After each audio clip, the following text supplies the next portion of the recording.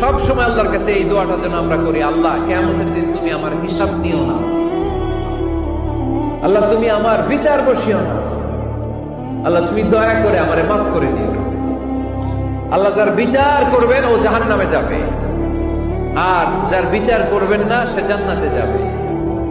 আল্লাহ যদি বিচার করে আর পাই টু পাই হিসাব নেয়, নামাজ পড়লি না কেন, রোজা রাখলি না কেন, মিথ্যা বললি কেন, খাদ্যে ভেজাল দিলি কেন, মাছে ফরমালিন দিলি কেন, যৌতুক খাইলি কেন, ঘুষ খাইলি কেন, উল্টাপাল্টা করলি কেন, জিনা করলি কেন, একটার পর একটা প্রশ্ন বানে যদি সেই ভয়ঙ্কর দিনে আল্লাহ আমাদেরকে জর্জরিত করে, আমাদের কোন উত্তর আছে? সেদিন আমাদের বাঁচার কোন উপায় আছে? তাই আমরা সবাই আল্লাহর কাছে দোয়া করবো, আল্লাহ কোনো বিচার টিচার মানি না, কোনো বিচার করতে পারবো না, দয়া করবা। কথা কয় না? কি করবে?